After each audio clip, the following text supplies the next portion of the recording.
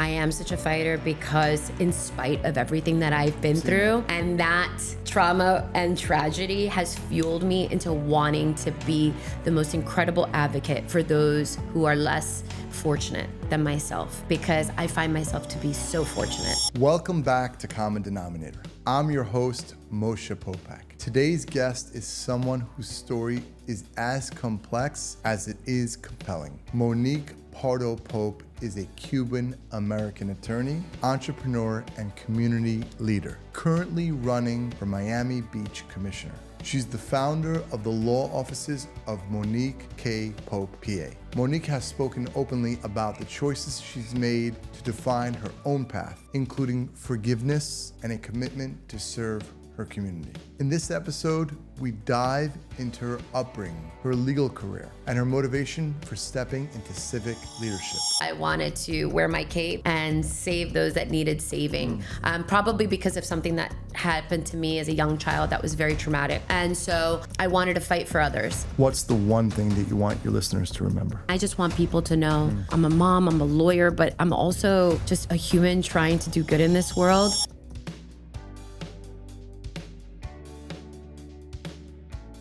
Hi, Monique, and welcome to Common Denominator. Thank you so much for having me today. Very excited to be here with you. Yes, we're glad to have you here in the studio, in our new studio, actually. That's great. And the election is December 9. Yes. The runoff election. Correct. Who are you running against in the runoff? So our December 9th runoff will be between two candidates, myself and another woman named Monica Mateo Salinas.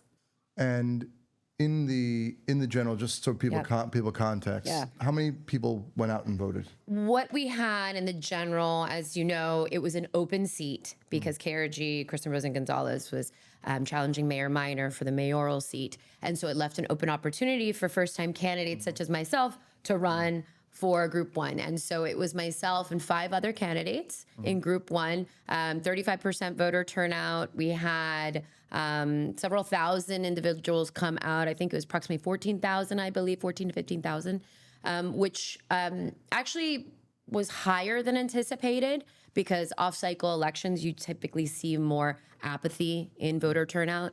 But because of the fact that there were 6 of us in the race, statistically, to get to the 51% that you need for a successful run, it leads you into a runoff. But thankfully, I made the top 2, and I'm very excited. What was the difference between yourself and your opponent? So she garnered about approximately 23%, and I garnered close to 21 and change percent. So not too far, not too much of a spread, but certainly something where we know we're the underdog and we're going to fight for every vote every single day. So and the rules in Miami Beach is that you need 51%. Correct. Is that what it is? Yes, it's not a plurality. And is this your first venture into politics? It is my first venture into public office. Yes, absolutely. Specifically here in Miami Beach. I do serve in various roles in various capacities within different organizations in the county of Miami-Dade, in addition to my law practice. But yes, my first venture into Miami Beach politics. What was like the catalyst, the X factor that said, you know what, I'm going to do this? What was it for you?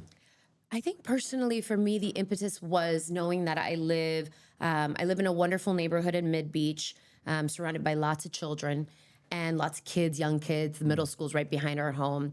And I kept seeing things I wasn't liking, that was not settling well with me. And so I actually went to speak with Mayor Minor about it, some issues that I had been seeing at Nautilus Middle School. And so that was sort of the catalyst for me. I have a 5-year-old and a 3-year-old, and I live this, idyllic area in Miami Beach. But what I was worried about was, do we have a strong mama bear voice on that dais? And it was something that I felt was lacking. And so I threw my hat in knowing that I didn't have to challenge a incumbent, which, as you know, is a bit more difficult and challenging. And so the stars sort of aligned for me. I got his go-aheads thinking that, you should do this. And that's what I did. After, of course, got my husband's blessing and my parents' blessings, which was harder to come by.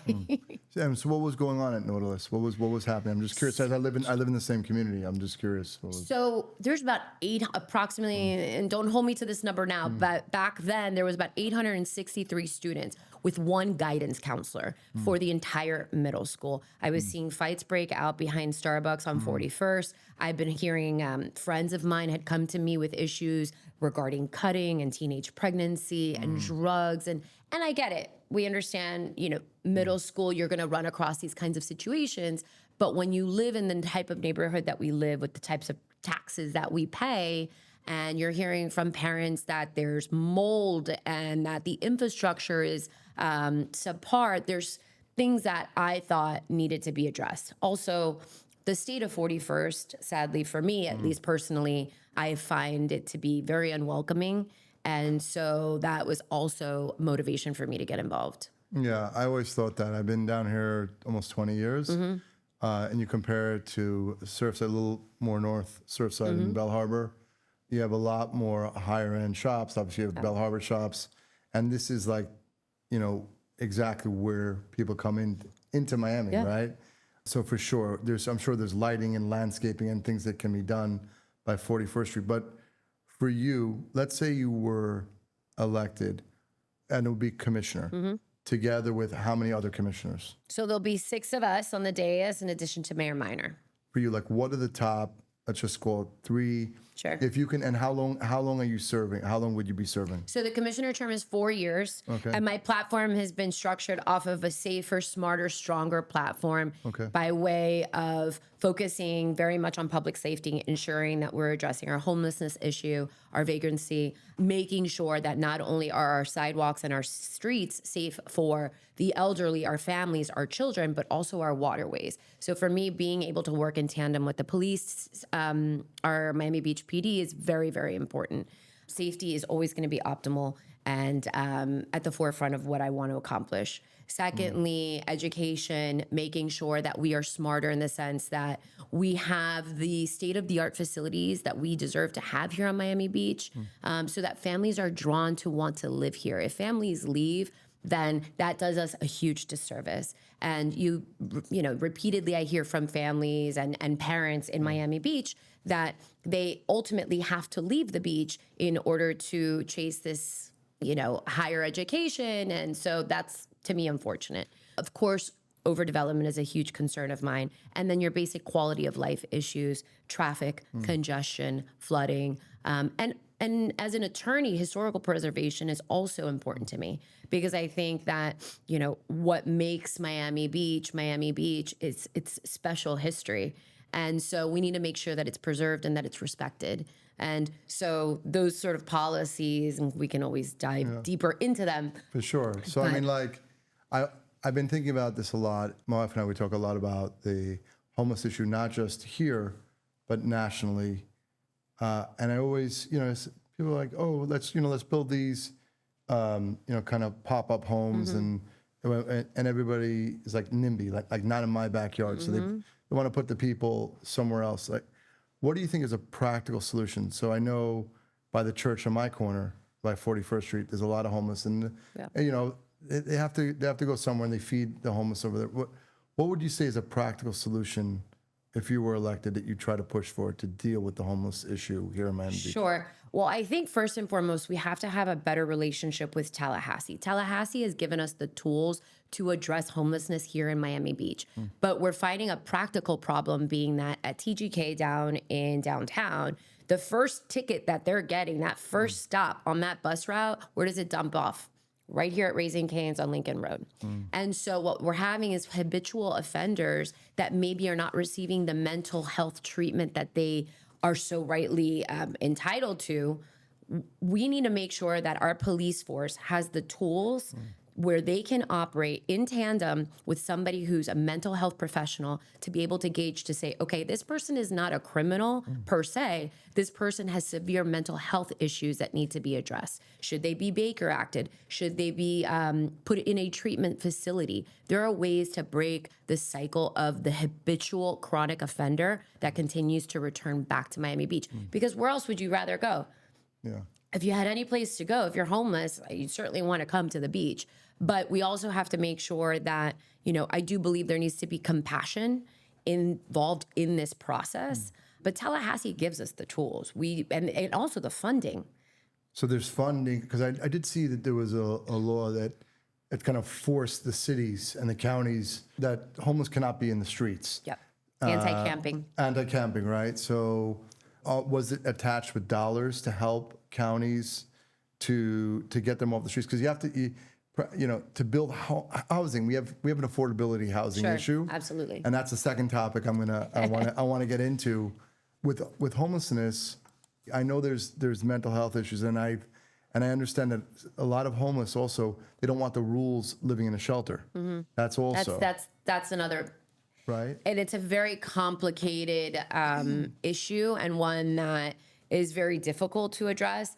But I believe it's HB 1365, if I'm not mistaken. The thing is that you have to go through the process of DCF. You have to show the state what steps you are taking to implement how you're addressing the laws and the ordinances to make sure that you are effectuating change.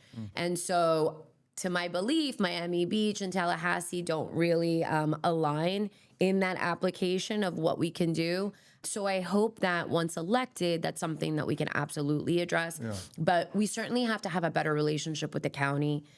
We have to be able to leverage relationships. And I think that also goes back to your earlier point of why did I run? I think that as an attorney, I have this personal belief and desire to see that people are accountable and a belief in transparency. Because without either, governments cannot run efficiently and cannot run at the behest of those that it's meant to support, which is ultimately the residents, not special interests. Yeah, but I like that you said to also work, not just work with the county, work with Tallahassee. Mm-hmm. In the end, if people play politics too much and less common sense, because I always think about results, right? And I think that non-politicians just want, again, to be safe, have a sense of freedom, law and order. I mean, I would think so. I know a lot of cities throughout the country, let's defund police. I know they've seen that, but we don't have that issue too much here in Florida. So thank God for that. Thank God for that, and Mayor Minor and our police. They do a really great job. They really do. We just need to make sure that we continue to. We can't take our pedal off the gas. Yeah. So and to what speak. do we? And just going to that other issue, because this issue, I remember in Dade County, there's about 100,000 affordable units that are needed. When I was speaking to the Mayor Levine Cava, and when I was speaking with the governor, throughout the state of Florida, we need about 500,000, right? So if people are going to drive all the way to Homestead just to go work here on the beach, what are we going to actually what can we practically do? I mean, I have some ideas that I thought about, but I just maybe hear from you a little bit. Well, what can we do that people can live closer to where they work or just live in Miami Beach? And I think that is the question of this entire election is we know affordability we have a crisis of affordability. And I think we also have an issue where there's this misnomer of what's affordable and what's actual workforce housing. And so for me, I would love to see workforce housing so that families that want to work in Miami Beach can actually live here. Your first responders, your teachers, your hospitality workers, even your first line responders. If they want to work in Miami Beach and have the ability to do so, why not entice them, incentivize them in a way so that their families don't have to commute from Doral and from Kendall and from all of the places that we're seeing that come in, which therein lies the issue with congestion, because you've seen how backed up it gets on 41st and coming in on the MacArthur Causeway. And so I think we have to be mindful of a few things. We have obviously now Live Local, which has meant to address our housing crisis. Now, I know that a lot of people in Miami Beach are not happy about Live Local because what that could potentially implicate for our historical preservation. Now, if it does its actual job of what it's supposed to do, then in theory, you're building this affordable housing that we so desperately need. arguably, with regards to AMI and square footage, that's a conversation, a different conversation.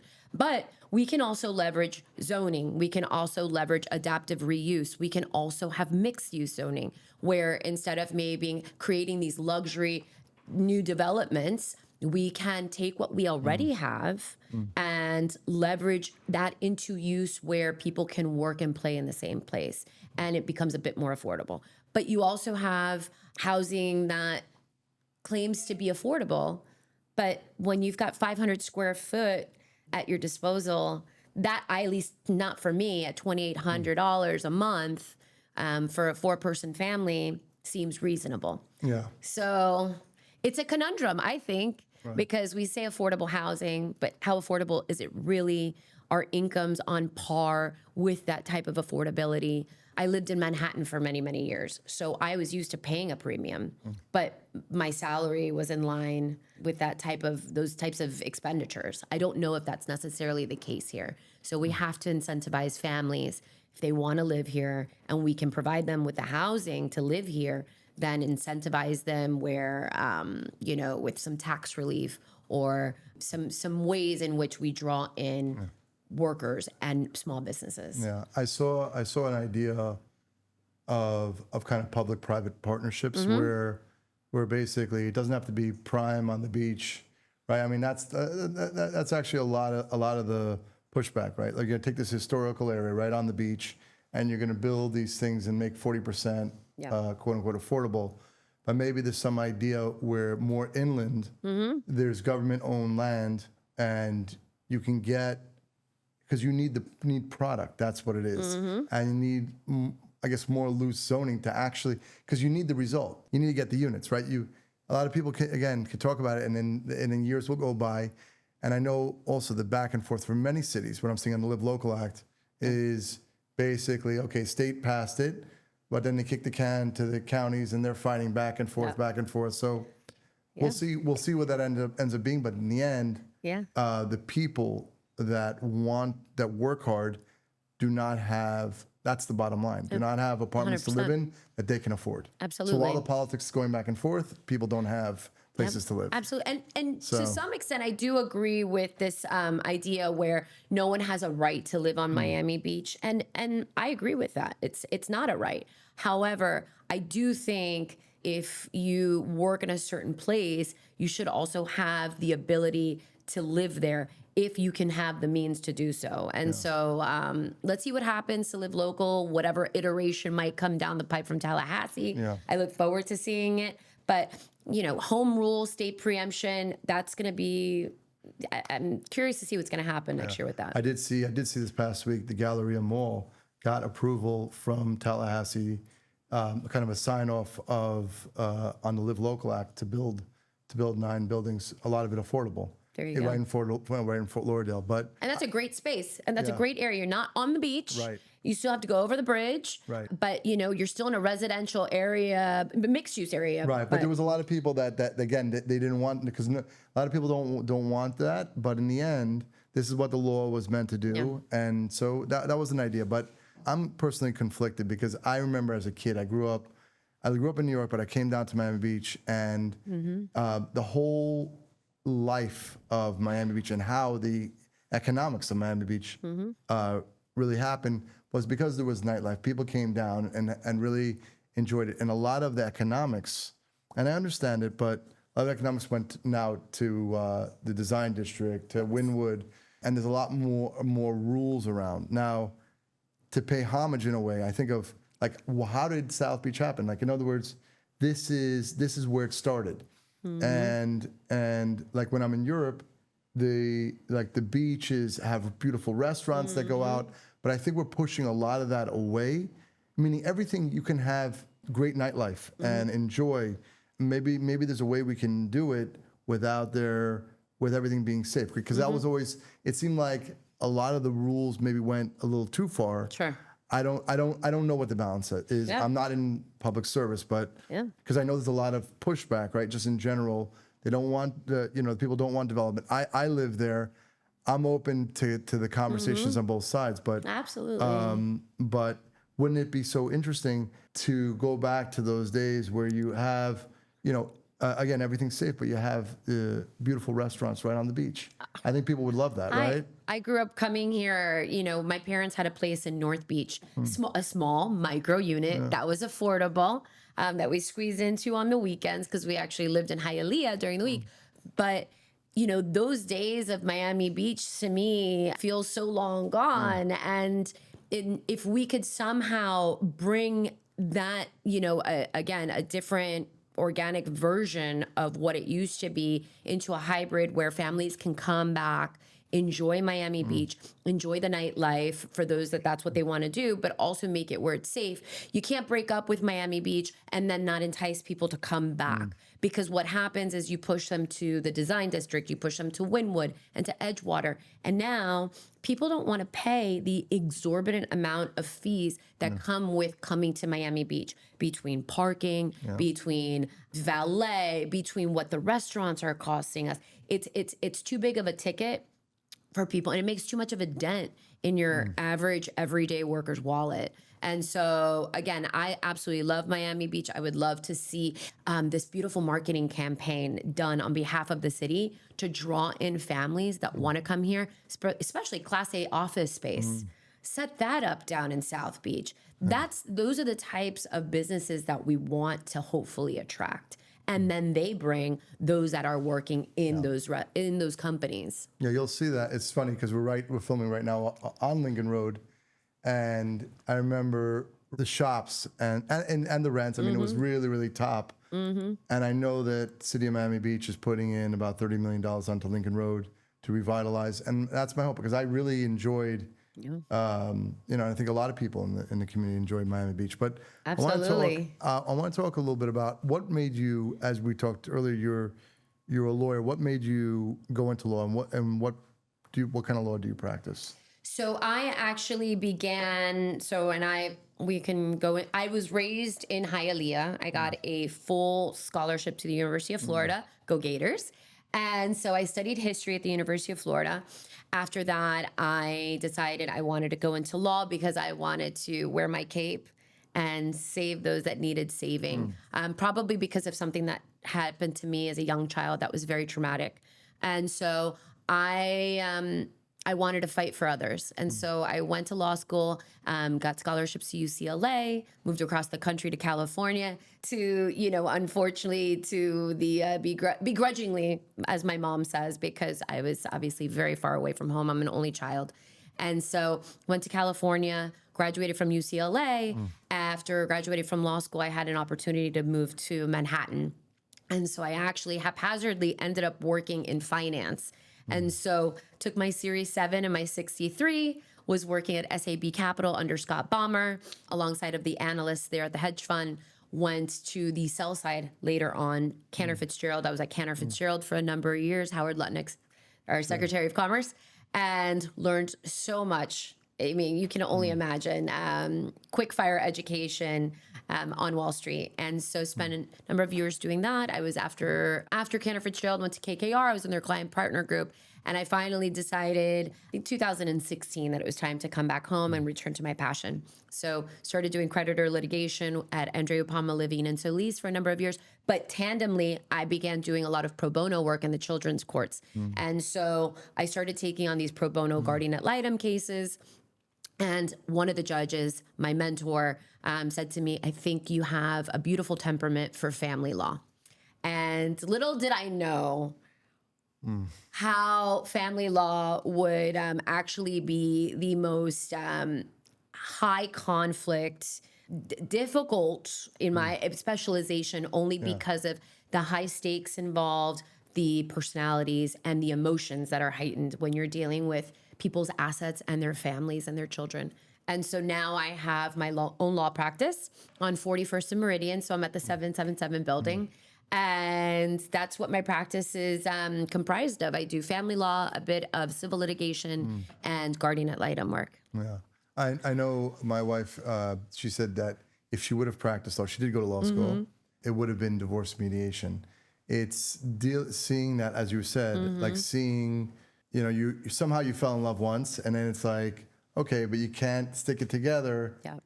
to civilly disconnect from each other. Right? Absolutely. And Right. you have to be able to also separate the emotion from what it is that's right in front of you. And particularly as a guardian at Litem, which I think is what makes me such a great candidate for commission, because you have to be so tempered, but you have to be so thorough in your analysis and how you approach a situation, because you've got two very special interests on competing sides. You've got mom and you've got dad, and they both are very heightened emotionally. They know that what they want is the best decision for that child.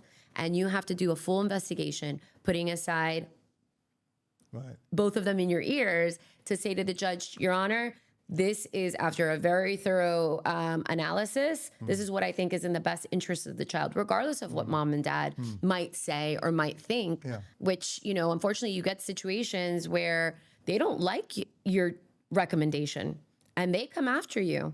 And you have to be strong of character. You have to be strong of spine, really. With children, it's a shame because you always see children get affected. But do you feel that where you come out, your conclusions are pretty good from your investigations? I think in the cases, and unfortunately, a lot of these cases take years and years and years, and it's they sit in litigation for a number of years, which is it's so unfortunate. And it puts the children at such a disservice During their childhood years. It's terrible. Absolutely. Yeah. I have I have a case now where the father filed for a paternity petition. Baby was 6 months old. The little girl's going to be 8. And we're still dealing with this case. And I came on later as the guardian at Litem, but it really is challenging because these are real life issues. These are children that you have to make sure, but it weighs heavily on your mind, and you think about it, and you delve into, I'm holding this child's future potentially in my hand. And so that's why it's so important to make sure that you really are not swayed any particular way, and that you do your evaluation in a way that's methodical and that's independent. Yeah. I want to talk, I know you touched on it before a little bit, as coming towards December 9 and conversations in the community and the concerns, maybe you want to address that you talked about, and the spark of going to law school and everything you wanted to Sure. Tell us a little bit about the things that you saw in your childhood and, Sure. and in reference to the things that sparked To you. the elephant in the room. So what happened at a very young age, and I'll just kind of backtrack a little bit. My mom came from Cuba on Pedro Pan flights when she was a young girl, and she, picked herself up by her bootstraps, met my biological father as a teenager, and they were married when they were 19 years old. My biological father served in Vietnam. He was a Marine. He was a police officer with the Sweetwater Police.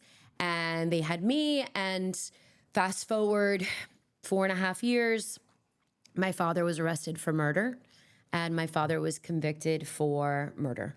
My father was sentenced to death in Stark, and he served the next close to 30 years on death row. And so this was something that had been in the public record because the Herald had reported on it, and Inside Edition, and it was something that was obviously very traumatic. Yeah. Something that my mother did an incredible job shielding me from and ensuring that my life didn't change. Aside from the obvious change, which was losing at the time, my best friend in the world, because I didn't know what was going on. All I knew was that Daddy didn't come home one day, and Daddy was my everything. He was my hero. You have children, you understand my husband's, my daughter's, You're an only child. first, last, and everything. Right. So for a long time, I didn't really grasp or understand where he was. My grandparents continued to visit him, and I would go with them, and I would see him, and it was as if we just would sit and have a meal and talk, and how's school, baby girl, and how's life. Never knew anything about the case, never knew anything about what was going on. There were a few times where my mom would keep me home from school because I later came to find out that things were being reported or Inside Edition was doing a case on it. I was doing an expose or whatever it was. And so I think I was about 14 or 15 years old when I finally learned that he was never coming home and why he was there. And so the papers had written that he was a vigilante cop because he had killed drug dealers. And then then the prosecution painted an entirely different picture, which I just recently came to find out the actual depth of what was in, because I never looked at the court records. I needed to protect myself. So I later came to find out as a grown adult what had happened and why he was there. That for me was maybe the impetus of why I wanted to go into law. Not necessarily to save him per se, because in the few conversations that we talked about why he was there and what he had done, and it was always, I deserve the punishment for the actions that I took. And so it was never a matter of why don't you fight or why don't you try to save yourself. Yeah. It was more, Daddy did a bad thing and Daddy needs to pay the ultimate price for that. And so that was the mentality that I grew up with. Once I knew what was happening.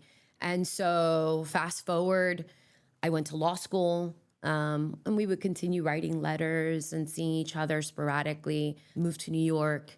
And I'll never forget, I got a call and it was, they had signed the warrant to have him executed.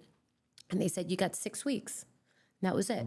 And so I spent time during those 6 weeks seeing him and sitting with him and praying with him. And it's hard to explain for people that have absolutely no idea the trauma that goes along with having a parent incarcerated, much less on death row. And so he was executed, and it was, as you can imagine, incredibly painful to lose your father. But I also was at peace because I finally felt that I could move on from that chapter of my life. But I always said to myself that no matter what happens, I will serve as an example to so many children, because I would see them. These inmates, for the majority of them, had children, and they came to visit them. And these kids, for the most part, don't stand a chance. They don't stand a chance. The likelihood of them graduating from college, graduating from high school, is very, very, very nil. And so after he passed, and after years later, I actually started a foundation called Airborne Foundation, in homage to him being a Marine, for children who have parents that are incarcerated on either serving a life sentence or on death row, and to help them facilitate future prospects for having scholarships or an opportunity for school. So maybe I'm thinking about this, like he's telling you, I have to pay the price for what it is, and you kind of saw that framework, and maybe you're like, you know what, I'm going to get a scholarship to go to UCLA. I'm going to do these things because, again, as a child, you're like, okay, I'm going to try to, because it's just energy. I'm going to take this place, and I want to make a difference in this world. And you're absolutely right. And I also think it was something where my mom never allowed me to feel sorry for myself. She never allowed me to victimize myself and say, you are so much stronger than this, and this will never define who you are. You have the power, the capability to be anything you dream of, and you are not going to allow this horrible, tragic situation define your future. And so because I spent my life being bullied and made to feel less than by others around me, I used it as a fire in my belly to push through. And that's been the hardest part of this specific race, because my opposition has weaponized this horrific tragedy in my life, and taken 2 posts that I did following my father's execution, where I posted a photo of my father. My father was executed in 2012. 5 months later was Father's Day. And it was the first Father's Day that I was experiencing alone by myself, without him, missing him terribly, grieving. And I posted my daddy, my hero, because there was this movie that I used to watch all the time. And I used to look at that movie and say, God, what could have been? What could have been? And so they took that as though I was revering a man who committed atrocities, who, Terrible. and so now that is the storyline that I've had to fight this entire election cycle. I have people calling me a Nazi. I have people telling me that I'm an anti-Semite, that I am a sympathizer, and that I condone and revere the actions that my father took. And it couldn't be further from the truth. So they've taken words because I said he was my guiding light. I never had a parent die before. This was a person that, as a baby girl, I didn't love I loved no one as much as I loved him. Sorry, Mom, and she knows, Daddy's little girl. And so when I wrote that, it was. If people are going to. It's just, it's unbelievable what they've twisted it to be. Humans are super complicated. So you can see they can do actions, right? And I always make sure when I tell my kids that action that you did was not good. You're an amazing and I love you, right? And I'm just saying as far as like he to you, you're an only child. He to you is your father, right? The actions that he took, you went to visit him and the framework that you had, but then you take that energy. I mean, look, you going into UCLA, getting a scholarship from everything. And people that think about that, it's like dragon energy to you. I mean, I've seen that. I've seen from like the pits of hell, people. That's one of a kind because it doesn't matter. I'm fighting for what it is, and obviously in politics, that's what people are going to do. They're going to take that. And that's what I've seen. I've seen it so many times. Yeah. It's like, okay, where can we find opposition research? What can we do? What's the story? But just the fact I'm seeing you get emotional here. I'm sorry. No, please. It's part of my story. What I'm saying is, but that's the humanity. I know as a mom and fighting here, we live a few blocks away. Yeah. But that's the energy that we need from people in public office. Absolutely. So I wanna say thank you, Monique, for your time. Obviously, you're extremely strong. Continue to be strong, no matter what happens.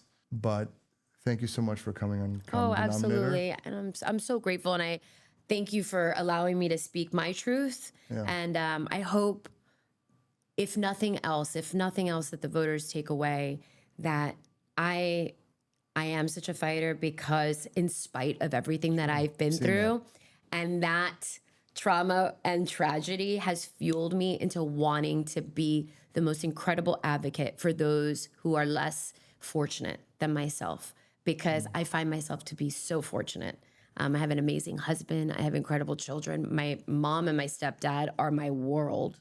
And God only gives you as much as you can handle. And he picks his soldiers, I think. I believe that.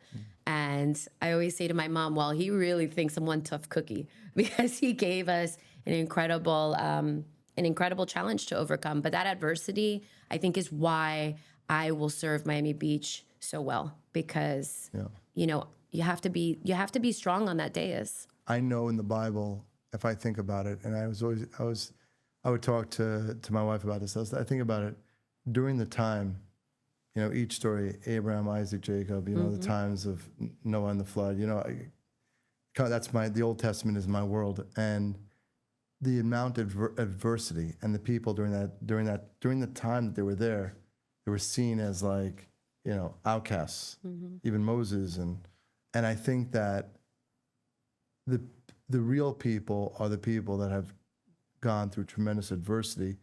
What is going to be their character? What's their courage? What's the resilience? And that's what I look for, because that's reliable. Yeah, that's reliable. So I think it's great that you're coming and standing and trying to fight for Miami Beach. Absolutely, I'm excited. Well, see, God willing, the voters feel the same way and vote for me on December 9th. And I know if it's not this seat, there'll be something else. We'll keep serving the public and doing what we can to make it better for everyone. So if you don't mind, Monique, I just want to do a quick rapid fire for us Miami Beach people. So Favorite place in Miami Beach, Sunday morning coffee. Sunday morning coffee, Latin America, Latin Cafe on 41st. Café cortadito, café con leche. Love it. Yes. Okay. Without a doubt. A book or film that influenced you recently. Oh gosh, Catcher in the Rye. I always go back to Catcher in the Rye. It's my absolute favorite. And The Alchemist. I live my life by The Alchemist. It's funny. The name of our fund is Alchemy Capital. Wonder. Yeah. So I love that. I love it. Those are two of my absolute favorite books. One habit you refuse to give up, no matter how busy you are. I would say that would be my morning coffee with my husband. To start the day off, to just have time between him and I before the madness of 5 and 3-year-olds waking you up happens. Peace That of time mind. together is really important. From this conversation, what's the one thing that you want your listeners to remember? Oh gosh, I want them to know that I'm as authentic as, I think that the question of my authenticity, or the question as to who I am as a person, as a human, has been brought into question because of things that have been said online and the vitriol that's been spread about me and weaponized about me. And I just want people to know I am, I'm a mom, I'm a lawyer, but I'm also just a human trying to do good in this world. And I have Miami Beach's best interests at heart. I always have, because I want to make this the best place for my children and for other families' children. I always have an open door policy. So if you ever have a question about me, my past, anything you want to learn more in depth about who I am and what makes me tick, my door is open, always open. I am very approachable and very willing to engage in conversations. Thank you so much, Monique. Thank you so much. I really appreciate you. Thank you so much for letting me be here today. Thank you for tuning in. If you're enjoying Common Denominator, make sure to hit like, comment, and subscribe so you never miss an episode. Leave a review and share the podcast with a friend for more stories that inspire, challenge, and connect us all. We appreciate you listening.